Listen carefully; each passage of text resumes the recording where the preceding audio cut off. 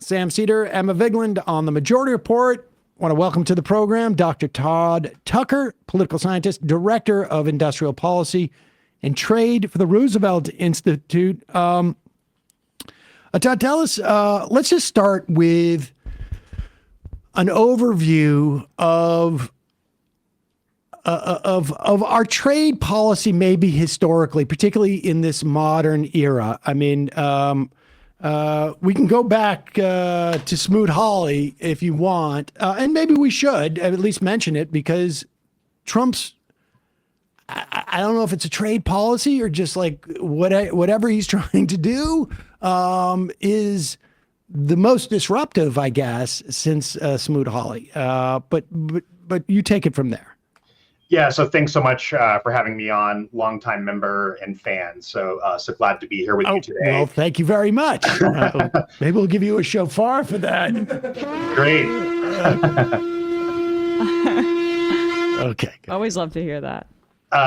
Yeah, so, I think you set it up well. I mean, basically, Smoot-Hawley, it was this tariff that was passed in 1930, a few years after the Great Depression started, and it's widely credited with deepening the Great Depression. It was, if you will, kind of the last gasp of a long history of U.S. protectionism. I mean, basically, from the founding till about 1930, the U.S. was relatively closed economy, did not engage in a lot of trade. And Smoot-Hawley was a huge tariff hike that was kind of the last time the U.S. engaged in protectionism at all close to this level. Over the years since, basically, Congress, in order to try to free up trade, started delegating more authority to the executive branch, to the president, to negotiate trade agreements. So this started with Roosevelt, where they did fairly modest kind of tariff reduction agreements, but then really accelerated in the 1970s, when you started to see trade agreements start to cover a lot more than just tariff rates, and in fact include a lot of deregulation of things behind the border. And of course, we know sort of 1993, Bill Clinton signs the North American Free Trade Agreement, which takes sort of the complexity of trade agreements to an even higher level. And then China joins the World Trade Organization in the years after that. And so basically, for many, many years, the U.S. has been on a trajectory of liberalizing its trade, to the point where now the average, before Trump came back into office, the average tariff the U.S. was charging was around 2 to 3%, which is about some of the lowest rates that are charged by any country anywhere around the world. With Trump, and we can kind of get into the details of what he's done in the last 104 days, but we've seen tariffs go up to in excess of 10% as a minimum, which is by far the largest tariff and tax increase, if you want to call it that, in U.S. history. I just want to get a sense of characterizing when we go into NAFTA, when there's an attempt with CAFTA, and then the TPP, the attempt on the TPP. Is it fair to characterize it as we liberalized, in the sense that we relaxed things dramatically, and neoliberalized in the sort of the real Mont Pelerin style? We allowed capital to cross as if there's no borders. Mm-hmm. Labor, of course, we've had contraction. We certainly had more protectionism on the labor side, not on the capital or manufacturing side. I mean, when we say we ship manufacturing to somewhere else, we're basically letting capital just invest over there as opposed to here. And so this was a liberalization, but a very unbalanced one, it seems, within the context of the two things that you need to make stuff, which is labor and capital. Yeah, that's absolutely right. And in fact, I mean, the free trade theory that economists like to cite predicts that as countries liberalize trade, you would start to see an equalization of incomes and wages over time. And we absolutely have not seen that. In fact, precisely because the structure of the trade agreements that you're addressing, deals like the Trans-Pacific Partnership, the North American Free Trade Agreement, far from sort of converging incomes across countries, in fact led to sort of the Mexico becoming sort of a permanent low-wage reservoir for U.S. manufacturing, which was very convenient whenever sort of workers in the U.S. would try to unionize. Companies could sort of say, well, hey, there's 0 tariffs across the US-Mexico border. We can relocate there. And so that, as a consequence, that squashed a lot of unionization drives. At the same time, through these trade agreements, companies like Monsanto, like Citibank, were able to demand a whole set of special treatment behind the border in places like Mexico, so that countries, rather than sort of building up their own administrative state capacities, were, basically stuck in a deregulatory, low regulation equilibrium. And then companies got even special rights to litigate and sue countries if they would try to go against some of those norms and standards. So it was really a way to sort of empower capital at the expense of labor and the expense of communities across the US and frankly also abroad.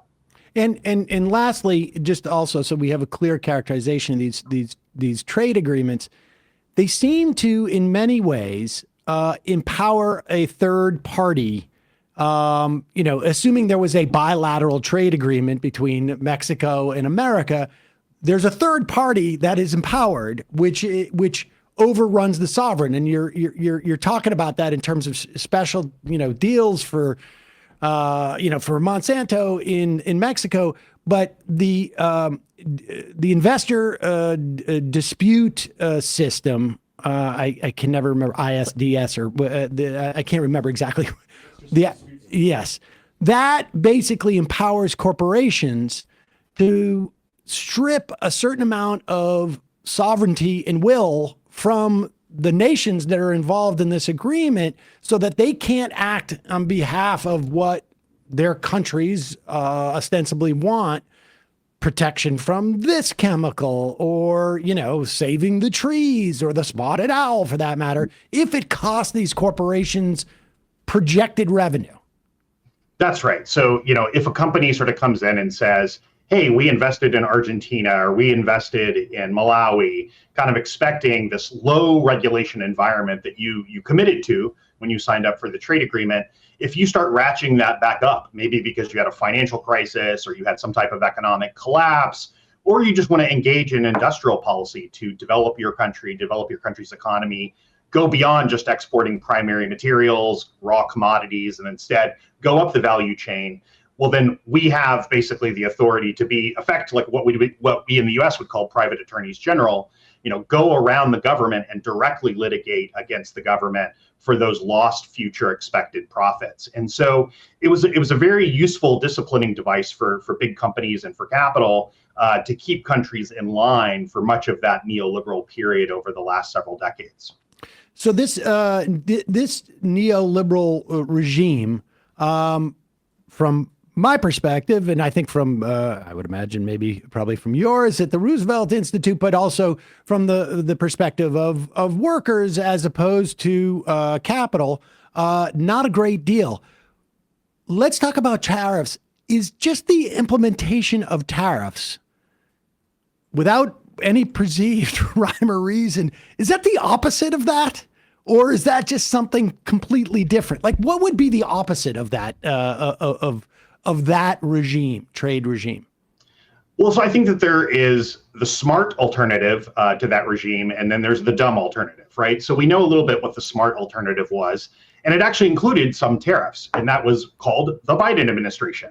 I don't know if a lot of your listeners know, but in 2023 and 2024, we saw the biggest expansion of manufacturing construction in this country that we've seen since we were keeping the statistics. 900 factories built up or retrofitted across the country, 60,000 infrastructure projects built up. And, there was a tariff component to that, which was basically saying that if we're going to be investing trillions of dollars in the clean energy industry and the semiconductor industry, we definitely don't want those to be overwhelmed next month by sort of a flood of Chinese imports, because China's building up its capacity in a major way, which has actually helped to develop its country, and that's good, but really gone so far in excess of what the domestic economy needs that they sort of don't have any choice but to try to export that to the rest of the world. So, as part of Biden's industrial policy, they did have tariffs, but it was a backstop. It was really like the complement to the industrial policy and the subsidies and the R&D and the sort of planning support that they were given. So there were tariffs. And in fact, they were in some cases quite large. So you had 100% tariffs on electric vehicles.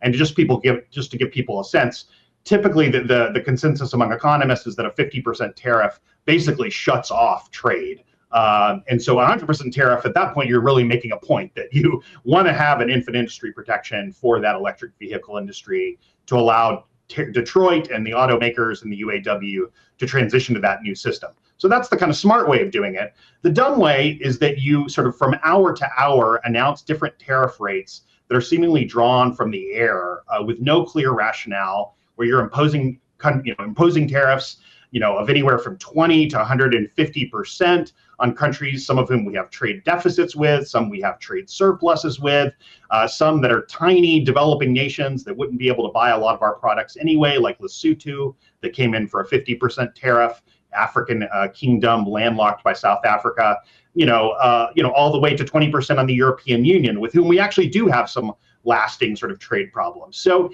there's really kind of no rhyme or reason, which, and there's been any number of rationales that different folks in the administration have tried to use to sort of, as they call, sane wash this policy, but it really is just a pure chaos. But even if there was some rationality, it seems to me, and tell me if this metaphor makes sense, that, if I'm planting a seed and I'm trying to grow a seedling, I'll put maybe a little cover over so it'll be humid in there. I'll put in, a plant food. I will try and grow it. Those are all the sort of proactive things I'm doing. The plastic cover around it is to protect it, just in case like it's not too windy or, nobody's going to come, a little mouse is not going to come by and eat it.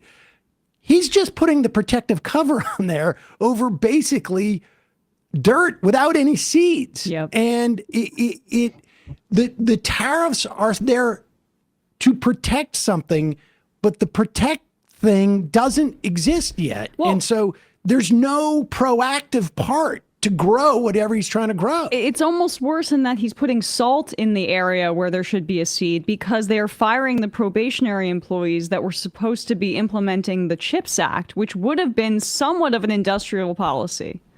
That's absolutely right. I mean, that's a great point. I mean, and in fact, they're going out doing threatening criminal prosecutions against the career civil servants that are managing some of these industrial policy programs. So, even though there's a ton of litigation now going against both sort of Trump's rollback of the CHIPS and Science program and the Inflation Reduction Act, hopefully, I think that those will ultimately be successful because it's so brazenly illegal what the administration is doing. But on some level, it won't matter. By the time that you've sort of frustrated these programs and undermined confidence in them, then banks that might go in as co-lenders don't want to do that. Communities and mayors that want to build up programs are going to hold back.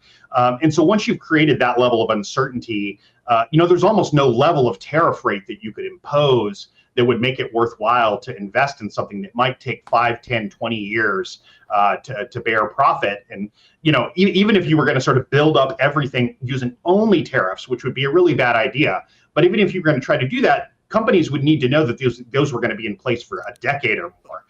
And there's just no sense on the day-to-day shifting rationale of why they're doing the tariffs or what level they're going to be, that's something that companies could rely on. Let's look at this clip because, nobody rational seems to be able to explain. Like Scott Bessant, they send him out there to explain this thing, and it looks like, honestly, like someone threw into the deep end of the pool with a 200-pound weight, and he's just trying to tread water. The only person who seems to know is Peter Navarro? Well, I was going to say Ron Ravano. Ron Vara. Whatever. The expert that came up with this equation. His imaginary self. What is it? What do you call it? The wonk alter ego? Yeah, right. His alter ego in the book who validates all his points. And why did he leave that paper trail? But anyway, go on. Apparently that's how, my understanding is that Don Jr., or no, it was Kushner, was looking for a trade expert, saw this book, read the book, said it makes sense, and then Navarro became the trade guy, and it was all based upon him in a conversation with himself. But here is Trump being asked in this Kristen Welker interview on Meet the Press yesterday, what, how do you measure success in this? And here's Trump's perspective. Well, prices are already going up on some popular items. Whoa. Tires, strollers. This is such a dishonest interview already. Prices are down on groceries. Prices are down for oil. Prices are down for all energy. Prices are down at tremendous numbers for gasoline. And let me tell you, when you have... Pause it. I just want to say also, gasoline and oil, we're basically talking like very, like they're derivative products of each other. So, and the egg prices, they keep saying egg prices are going down. I don't see any evidence of that. Like I'm looking at the average cost of eggs and they're basically maintaining, if not creeping up slightly. I don't know what he means by groceries, but they keep repeating this. But it's an old-fashioned word. Putting that aside, because, there is I would say 1,000 miles off the coast of LA, we get a sense of what's about to happen. But continue. What he did, he spent like a stupid person, which he was, but he spent like a very stupid person. And that was bad for inflation. But what really killed us with inflation was the price of energy. It went up to $3.90, even $4, and in California, $5 and $6, right? Okay. I have it down to $1.98 in many states right now. When you go that much lower on energy, which is ahead of my prediction, because I really thought I could get it down into the 250s. We have it down at $1.98 in numerous places. But when you say costs are going up, even mortgage rates are going down. Well, but let me give you some examples. These are actual examples. So you're saying the prices that are going down, some prices are going up. Tires, strollers, some clothing in the wake of your tariffs. That's peanuts compared to energy. Energy is 60% of the cost. But sir, you campaigned on a promise to bring prices down on day Well, I don't know. When you say strollers are going up, what kind of a thing? I'm saying that gasoline is going down. Gasoline is thousands of times more important than a stroller someplace. But what do you say to Americans who say they voted for you because they want and they need relief right now? And they're getting it. Right now? What about those even mortgage rates? different items I just Mortgage mentioned? rates are going down despite the fact that we have a stubborn Fed. But you said even dolls could cost a couple bucks more. Maybe they might, but you don't need to have, as I said, $35. You can have 2, 3, 4 and save a lot of money. We don't need to feed the beast. I guess you're talking about this transition cost. How long should people expect that transition to last, Mr. President? I can't tell you that. I can tell you that we're making a lot of money. We're doing great.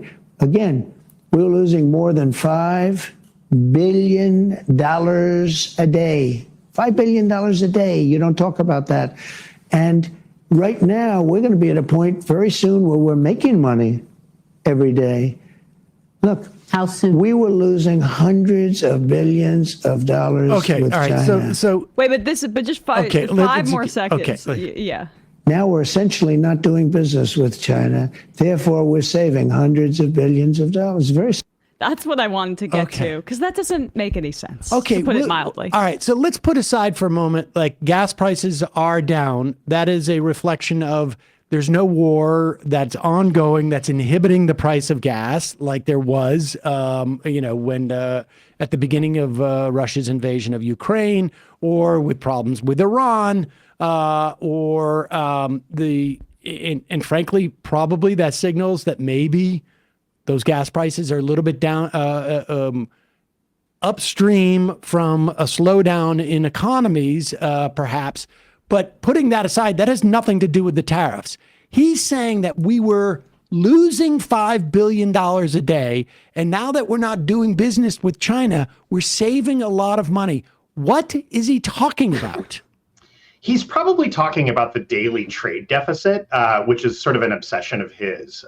The idea that it's somehow unsustainable if the U.S. is importing less than it's exporting. And look, a broken clock is right twice a day. There's definitely some reason to be concerned with how sustainable that is over time. But the problem is despite his obsession on this, the trade deficit actually went up under his first administration, and it's edging up now again as well. Part of both the exporting and importing side of this are important. You've got to make stuff that the world wants to buy, and it seems like Trump's going in the exact opposite direction, deregulating consumer safety, deregulating auto safety standards and others. That's not a surefire way to make inroads into the European market, into the Asian market. So he's thinking just by sort of shutting down one side of that ledger that you're somehow solving a problem. But I think the problem is he's asking Americans to make a huge sacrifice here, but without any clear vision of what ultimately that sacrifice is for. Certainly there's times in history where FDR and others have called on people to make a sacrifice, but it's usually been for a war or for another emergency or fighting the Great Depression. Here, the policy chaos is entirely a result of his own making.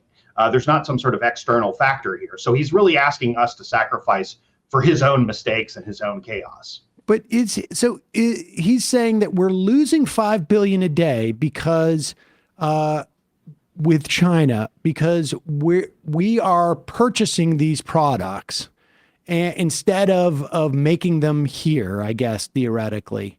And so that money ultimately ends up in China to the tune of $5 billion a day. And he perceives that as a loss, despite the fact that a lot of those products from China end up being products that make it possible for products to be made here in this country. Like you can't, it's the packaging. There's a lot of, it's a complex supply chain. But there's a lot of like our productivity that is incumbent. So if you were to really break it down, it's possible we would still be losing money in that way or spending money, as he says, but it would definitely be a lot less because we're inhibiting. People are going to have to turn around and try and find a substitute for that in this country. And it could end up costing them more. And it could even come from a different country. That's right. I mean, over the last, since the 70s, we've disentangled our supply chains so that companies like GM or Boeing that used to make a lot of their parts in-house have outsourced that first to companies in the US and then ultimately to companies overseas. That's been a long-term process. And it's one, there's pluses and minuses to that arrangement. But whatever you think about it, you can't undo it overnight. It's going to just be outright inflationary. And ultimately, what we're going to see is that a lot of US companies, the manufacturers that still exist in this country, are going to be shutting down. And we've already seen that with GM and with some of the companies that have had to idle production. And so these are the very, workers and voters that Trump based a lot of his campaign promises on helping. And ultimately, we're seeing that a lot of them now are out of work or will be soon as the sort of the full impact of some of these tariffs come into display over the next few weeks. He last week, at the end of last week, he allowed the de minimis exemption to expire, which means that goods that are under $800 are not subjected to duties and to tariffs. And there was an analysis done that showed that nearly half of those goods, that the cheap goods that are imported at that level, go to the poorest counties in the country. And you just have to think about it for a second. It's the Dollar Tree. It's even Walmart. It's the cheaper goods that kind of hold together our economy that is already so unequal with duct tape, right? That, okay, we may not have a social safety net, but you can buy something at the Dollar Tree for 99 cents or whatever. That underbelly is all Chinese products. That's absolutely right. Yeah. And, we've had this de minimis exception for, going back to the 30s in the US. It didn't used to be a very big deal. It was the kind of thing that like maybe if, you were importing like a single tin of sardines from Spain, the idea is that it's not worth going through all the effort to clear that through customs. Let's make it easier for small scale transactions. We've seen over the last, 5-6 years, companies like Shein and Temu really develop. It's almost kind of the US has created a bit of an industrial policy in reverse, where we've kind of made it a viable business model for companies to send in sort of $799 of shipments or even sort of smaller amounts.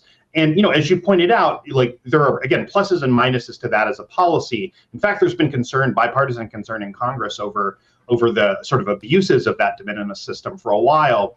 But this is kind of a pattern that we see. Even in areas where Trump could get legislation through Congress, and there would be an opportunity to do hearings, an opportunity to do fact finding, sort of be aware in advance of the pluses and minuses to the various policies. He's just doing it directly through executive action without any process to speak of. I mean, his tariff actions And the first administration actually went through a bit of a process that slowed them down a bit, sort of cushion the impact somewhat. This time around, he's just doing it all through executive order without any type of process at all, which is just making for really bad policy. What is the authority in which he's doing this? Like specifically like statute, because he announced today that and to be fair, I mean, he consulted with John Voight and John Voight's manager. So, that's due diligence. Who am I to question? Because Voight has done some very good work in the past. But he's claiming he's going to tariff foreign films 100%. Now, it's unclear if he means like a film that is produced in France in French and we watch here with subtitles, or if he means American productions that go to a different country because it's cheaper to do it and they get incentives and whatnot. Now, with all that said, we have very large trade surpluses with the world when it comes to entertainment. That's one of the few things that we really export a lot of. But my understanding is the authority that he's using to do all these tariffs specifically says that information products cannot be tariffed. Yeah, that's right. So all of this is under the International Economic Emergencies Authorities Act, IEEPA, and it's one of the most open-ended of many, frankly, open-ended delegations of authority that Congress has issued over the years. And so this has been in place in one form or another since 1917. It was originally called the Trading with the Enemies Act, and as you can get a sense from the title there, it was really meant to sort of address a series of like very acute emergencies, unexpected and unusual emergencies, typically that have been things like terrorism related or sort of money laundering related, that have been used in sort of a very discrete fashion to sort of sanction individuals that were involved in alleged wrongdoing, that kind of thing. It's very rarely, and in fact, since IEEPA went into effect in 1976, has never been used for broad tariffs. So this is something really where the administration is departing, and I think that it's no coincidence, because basically IEEPA, unlike some of the other parts of U.S. trade law, is basically totally subject to whatever the president says it is at any given moment. There's not any process around it, and courts have limited power to review IEEPA declarations because they're made by the president himself in his sort of personal capacity, as opposed to a federal agency. So we've seen over the years with the Roberts Court that they've tended to not like it when the EPA or other agencies use power delegated from Congress, but they've kind of put an asterisk by that for actions the president himself takes directly in sort of the foreign affairs realm. And so that is why sort of Trump and Navarro and the whole team of hawks over there have gravitated towards IEEPA to issue sort of the most sweeping tariffs. And so there's 7 different court cases right now litigating against those tariffs. I think, honestly, they are going to have a hard time convincing the courts that the tariffs are unlawful, because the statute is written in such a broad and expansive fashion. And despite many, many opportunities to revise that and dial it back, Congress hasn't. So I think that the Roberts Court, if they're sort of looking to give Trump a win somewhere so that they can give sort of a ding to him somewhere else, I think that I can actually see that as economically impactful as these tariffs are, this might be an area where they're going to let him off. But there was a Berman amendment in 1988, is my understanding, to IEEPA that specifically says protections that were basically outside the purview of IEEPA were films, CDs, DVDs, digital publications, online communications, books, new media, et cetera, that they had some First Amendment driven protection, and you can't tariff those. That's absolutely right. So, I mean, there is kind of this information exception based on First Amendment concerns that they wanted to, not do anything to discourage the free flow of information. Got to also think that in the context of sort of the final days of the Cold War, the U.S. sort of information exports were a huge way that they were sort of waging the Cold War, and so those were some of the concerns that led to that amendment. It's unclear what Trump is actually proposing here. I mean, this is very unusual. Of course, we're not in the era where films are traditionally coming back and forth over, VHS tapes anymore. So it's unclear what he's even sort of saying he is going to tariff. If it's going to be something like a digital services tax, which is like Europe is now kind of imposed on Facebook and some other companies, there's maybe a way that this could be sort of the inverse of that. But it's not going to be a traditional kind of tariff that's collected at the border. It's going to be some type of services taxation that they're going to have to invent a whole new system, frankly, to even kind of come up with how they're going to administer that.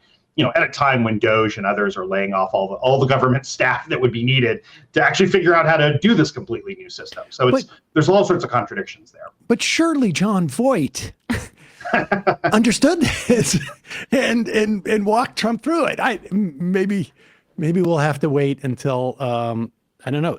Bo Derek comes in. Like, I'm trying to think of all the right wing luminaries that will show up at. Randy Quaid, we were saying earlier. Yeah, ever since Chuck Woolery passed away, I feel like our whole policy system around this has been completely willy-nilly. So what do you anticipate going forward? Because we're going to play a clip later in the program, and we had mentioned this, I think it was on Friday, or maybe it was earlier last week, that the Port of LA, obviously, like, ships get booked, but well in advance at the Port of LA. It's the biggest port, I think, in the country. It's obviously the one that is where goods from China are coming from. And they're anticipating, like, in 2 weeks, about 30 to 40% of their business to simply fall off a cliff. Like, it's just not going to be there. And then this goes through the system. Like, people, it's sort of like when New York City outlawed plastic bags. All these bodegas went out and bought as many of the plastic sacks they have because they're allowed to finish their supply. There's going to be a cushion, right? But then all of a sudden, who knows where it's going to be 5-6 weeks from 2 weeks from now. So maybe we're talking about 2 months. All of a sudden, like, there's going to be no more of this or that. It's just not going to exist in our shelves. Yeah, I mean, so let's kind of remember back. It was almost exactly a month ago that we had "quote unquote" Liberation Day, where Trump announced sort of a whole suite of tariff measures, which we could get into the details, but basically we're like a universal baseline tariff of 10%, and then a crazy sort of mishmash of tariffs, so-called reciprocal tariffs against countries we have trade deficits with. That was April 2nd. That was put on pause till April 9th. And now has been put on pause for sort of an even further period of time until around July 8th is sort of when we'll sort of see the fate of those reciprocal tariffs. But if you look at sort of the real economy, it takes about 20 days to get a shipment from China to the US, about 10 days to get from sort of the ports on the West Coast to shelves across the United States. So that's about 30 days more or less. And so again, about a month ago was sort of when some of the tariffs went into effect. So we should be seeing the impact of that in the coming days. As you pointed out, shipments to the Port of LA are way down. Some of these companies like Temu that were sort of doing the small value shipments have said they're no longer going to be shipping at all to the United States and are going to be routing everything through third countries. And that's kind of a whole nother part of this story, which is that the more you create differential tariffs between different sets of countries, the more reward there is for trying to game the system in creative ways or do things like what's called transshipment, which is basically just kind of shipping something to Singapore and then reshipping it to the United States. So there's going to be a lot of opportunity for gaming the system, frankly, for criminal syndicates to get involved and sort of figuring out ways to relabel products as made from a different country than they were made in. And so there's going to be shortages. And there's going to be a lot of this kind of falsification of documents that we're going to see. So, I think that's kind of the impact that I would expect to see. We're in May, over May and June. And then I think that July deadline for the reciprocal tariffs to go into place, supposedly we're going to be negotiating over 100 trade agreements with countries around the world. at a very time where we're sort of firing the trade negotiators and the officials that are responsible for doing that for the federal government. So I don't see any way that we're going to get there, and I think that they're just going to have to ultimately punt the tariffs still further, and I think that's kind of where we get to what we're seeing is that Trump is kind of making a lot of threats, but then in a lot of cases is backing off of those threats once Wall Street and sort of big donors come in and complain. We've seen sort of on again, off again tariffs for the auto industry, where after they complained, they were sort of rolled back and made less onerous. And so there's basically a lobbying frenzy happening right now in DC for tariff exemptions, for special tariff treatments. So I think where this ends up at the end of the day, whether it's something like a total shutdown of trade or sort of a blossoming of a whole new generation of free trade agreements, it's actually hard to see. I could kind of imagine scenarios where either happens. So it seems clear, though, that like the vision of eliminating the income tax because of the hundreds of billions of dollars that we're going to get, that's not going to happen. There's a lot of reason to believe that nobody's going to invest in building a burgeoning industry in this country to replace these things because no one can rely on this type of protectionism to exist until, like, never mind, 3 years out. Nobody's by September, this all could just be like, okay, forget it all, whatever, one big beautiful bill. We're not even going to talk about tariffs anymore. I mean, nobody knows. So there's not going to be any investment. It just sounds like we're going to have people back up. The only possible outcome, it feels like right now, is a slowdown in economic activity. Nothing else seems like rational for anybody else to do. That's absolutely right. I mean, even under the most generous assumptions, most generous assumptions towards Trump, the maximum we could sort of collect with tariff revenue is a tiny fraction, less than half of what we could collect with the income tax. There's no viable way to replace that. As you pointed out, Sam, I mean, really what we're going to see is not sort of companies making that 5-year, 10-year investment plan on the basis of these tariffs. Instead, what they're going to do is just simply cease production, stop projects, lay off workers, furlough workers, until they get a better sense of what the policy dynamic is going to be a few weeks from now, a few months from now. And so it's really going to just lead to sort of a slowing down of economic activity, hopefully not a recession, but that could certainly happen. But especially for industrial sectors that are reliant on these kind of predictable flows of inputs into their supply chains, they're just going to be waiting and seeing and not doing major investments of the kind that we saw again in 2023 and 2024, when there was kind of a comprehensive and predictable set of policies in place. The irony, I guess, is that everybody's going to do what Trump said at the end of that interview, which is, we're not trading with them, so we're saving all this money. Right. That's exactly what a lot of companies are going to be like. We're just not going to build anything or spend any money or hire anybody because that way we're not losing money. Yeah, that's absolutely right. I mean, what companies definitely don't want to do is lose money, and so they would rather just not invest and not sell things for a while so that they're not having to sell at a loss. I mean, we're benefiting over the last few weeks of the fact that companies kind of knew that there was going to be some kind of tariff coming into place. They didn't know exactly what, but they were able to stockpile goods. And so, there's huge inventories in sort of quote unquote free trade zones across the United States, which are basically places next to custom houses where you can store goods and you don't have to remove them right away. So, U.S. consumers have been benefiting from the fact that there has been kind of that backlog of goods, but that's going to start drying up over the course of the next few weeks. And I think that's when we're going to start to see folks really take a hit in terms of the variety of goods that are available on supermarket shelves, and then for companies, the variety of inputs that they're able to get for their auto production, for their aviation production, and other sectors. My understanding is that a lot of retail places around the country, basically, I mean, they call it Black Friday for a reason. They make all their money in that last quarter. The rest of the year is basically paying off all their expenses, but all their profit is made in the 3 weeks of the year. When do they have to start putting in orders for what they're going to have in terms of inventory? How far out do they order those things? Well, because there's so many orders coming in from around the world at the same time, they have to get their place in the queue well in advance. So, we're looking at sort of the summer as the time when they would start to be locking in some of those orders. So that's right around, we'll sort of know, July 8th is sort of when these reciprocal tariffs go into place or not. Whether we have sort of this, again, sort of blossoming of new free trade agreements that go down to zero tariffs across the board, who knows, right? But I think it's around that time in July when companies are going to start to need to make those plans for their Christmas orders.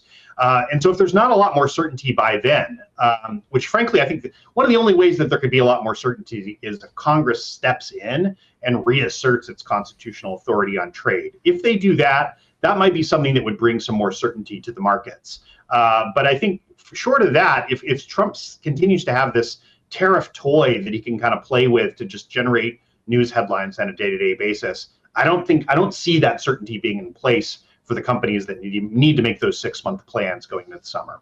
Didn't the Congress essentially cede their ability to interfere in the supposed continuing resolution, the sort of like dirty continuing resolution? Wasn't there a provision of that ceded their authority? Yeah, it was kind of wild. I mean, under the National Emergencies Act and under some of the other tariff authorities, Congress gets an up or down vote, an opportunity to give an up or down vote to sort of disagree with the president on the existence of an emergency after a certain number of days, legislative days passing on the legislative calendar. So what Republicans did as part of the continuing resolution was freeze the passage of legislative time, so that basically no days would pass. And so therefore there would not be that clock that would be ticking to give them the opportunity for the up or down vote. There's now some efforts in Congress to sort of get that clock running again and do some up or down votes. There was a vote in the Senate to suspend the emergency as it relates to Canada. That has not gotten a House vote yet. And I think that if the economic conditions continue to worsen, we will see pressure ratcheted up on both houses to exert more of a check. Frankly, if they don't exert any kind of minimal check, even as the economy is collapsing, we'll have bigger problems than just trade problems. That'll be, in fact, sort of an indication of a really severe corrosion of democracy itself. I mean, it'll also be fascinating to see if there's any House members who are going to break from Trump. I mean, it's one thing to be a senator and do that and maybe have 4 years before you have to run for re-election. But all of these House members are looking at re-election in whatever it is, 16 months, 18 months. And Elon Musk's money there, I guess, wouldn't be deployed in that instance because Musk is hurting as much as anybody from this. But it'll be fascinating to see where this goes, or just also super tragic for a lot of people to lose their job just because of Vera, or whatever that the expert who lives in Peter Navarro's wall, I guess, his imaginary friend, imaginary scholarly friend, to be fair. Dr. Todd Tucker, a political scientist, director of the Industrial Policy and Trade for the Roosevelt Institute. Thanks so much for your time today. Really appreciate it. Thanks for having me. Thank you. Hey, folks, don't forget to hit the subscribe button and check out our daily show. We do it every day at 12 p.m. Eastern for about 2.5 hours. We even take phone calls. You should check that out.